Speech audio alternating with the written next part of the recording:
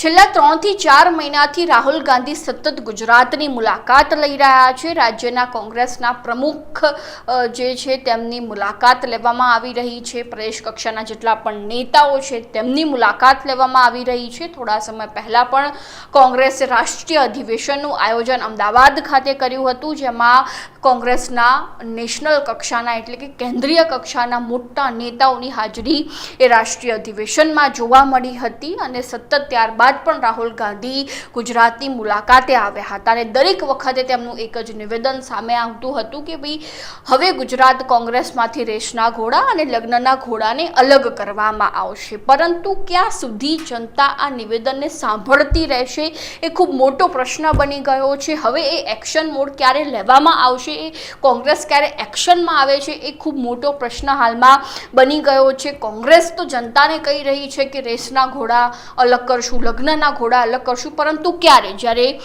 પ્રદેશ પ્રમુખ પણ બદલાઈ ચૂક્યા હતા, સંગઠન પણ હવે ધીરે ધીરે બદલાવવામાં આવી રહ્યું છે, પરંતુ એ સંગઠનમાં ક્યાંક ને ક્યાંક ભલે બદલાઈ રહ્યું હોય પરંતુ નેતાઓ તો એ જૂના જ જોવા મળી રહ્યા છે। કોઈ પણ મોટી કાર્યવાહી એ કોંગ્રેસ દ્વારા, કોંગ્રેસ હાઈકમાન્ડ દ્વારા નથી કરવામાં આવી રહી। માત્ર જે નિવેદનો આપવામાં આવી રહ્યા હોય તેવું સ્પષ્ટપણે દેખાઈ રહ્યું છે અને જે રીતે તાજેતરમાં જ આણંદ ખાતે ચિંતન શિબિરનું આયોજન કરવામાં આવ્યું, જેમાં જિલ્લા પ્રમુખો અને તાલુકા પ્રમુખને ટ્રેનિંગ આપવામાં આવશે કે આવતા સમયમાં જો ચૂંટણી આવે છે ગુજરાતમાં તો તે સમય દરમિયાન તમારે કેવું કાર્ય કરવાનું।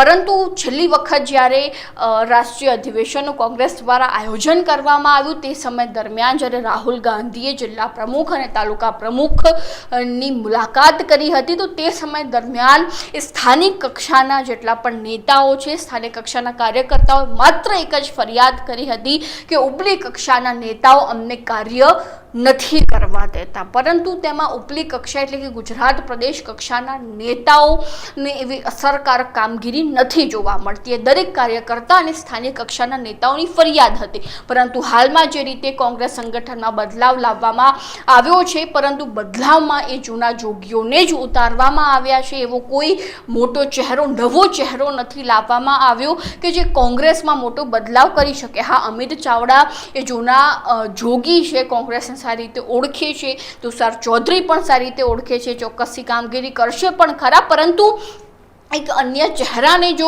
સંગઠનમાં સ્થાન આપવામાં આવ્યું હોય તો એક મોટો બદલાવ કોંગ્રેસમાં ક્યાંક જોવા મળી શકે। અને બીજી બાજુ જો વાત કરવામાં આવે તો માત્ર ચિંતન શિબિર યોજવાથી, રાષ્ટ્રીય અધિવેશન મોટી કક્ષાએ તેની જે છે તે આયોજન કરવાથી શું એ વર્ષ 2027ની વિધાનસભાની ચૂંટણીમાં કે સ્થાનિક સ્વરાજ્યની ચૂંટણીમાં કોંગ્રેસ બહુ મોટો ફરક પાડી શકશે કે કેમ, એ ખૂબ મોટો પ્રશ્ન છે। કારણ કે માત્ર નિવેદનો કરવાથી કશું જ નથી થવાનું અને જે રીતે સ્થાનિક કક્ષાના નેતાઓ અને કાર્યકર્તાઓ કોંગ્રેસ હાઈકમાન્ડને ફરિયાદ કરતા હોય છે તો તે ફરિયાદના આધારે કોંગ્રેસ હાઈકમાન્ડે બદલાવ લાવવો પણ જરૂરી થઈ જતો હોય છે। હા, ચિંતન શિબિરમાં જેટલા પણ જિલ્લા પ્રમુખો છે, તાલુકા પ્રમુખને ટ્રેનિંગ આપવી કે આવનારી ચૂંટણીમાં કેવી રીતે કાર્ય કરવું એ ખૂબ જ યોગ્ય બાબત કહી શકાય।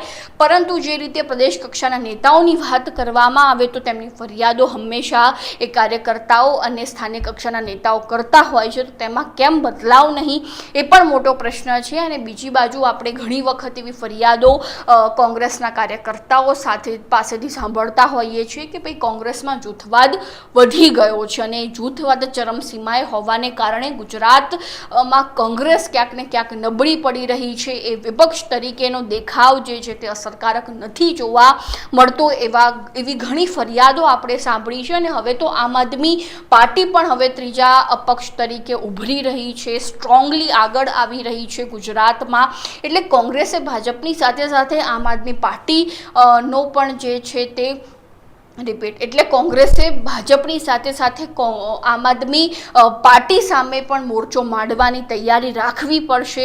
આમ આદમી પાર્ટી સામે પણ તેમને મજબૂત થવું પડશે, કારણ કે હવે તેમની પાસે માત્ર એક જ ભારતીય જનતા પાર્ટીનો પડકાર નથી, પરંતુ તેમની સામે હવે બે પડકાર આવી ચૂક્યા છે। એટલે સૌથી મોટો પ્રશ્ન એ છે કે જ્યારે રાહુલ ગાંધી આવે છે, ચિંતન શિબિર યોજતા હોય છે, કોઈની મુલાકાત લેતા હોય છે, પરંતુ એ અસરકારક કામગીરી એ ગ્રાઉન્ડ લેવલ ઉપર ક્યારે કરવામાં આવે, એ દરેક પ્રશ્ન હાલમાં ગુજરાતની જનતાના મનમાં ઉદ્ભવી રહ્યો છે. અને શું આ ચિંતન શિબિરો કરવાથી, શું આ રાષ્ટ્રીય અધિવેશન કરવાથી આવનારી ચૂંટણીમાં કોંગ્રેસ સારો એવો દેખાવ કરી શકે છે કે કેમ, એ ખૂબ મોટો પ્રશ્ન બની ગયો છે. જો કે થોડીક ભૂતકાળની વાત કરીએ તો વર્ષ 2017માં ચોક્કસ કોંગ્રેસે જ્યારે ચૂંટણીના છેલ્લા એક મહિના દરમિયાન જબરજસ્ત મહેનત કરી હતી, સારો એવો દેખાવ પણ કર્યો હતો વર્ષ 2027ની ચૂંટણીમાં. હવે એ 10 વર્ષ બાદ વર્ષ 2027ની ચૂંટણીમાં કોંગ્રેસ કેવો દેખાવ કરે છે એ ખૂબ મોટો પ્રશ્ન બની ગયો છે. અને આ મુદ્દા અંગે તમારું શું કહેવું છે પણ અમારા કોમેન્ટ બોક્સમાં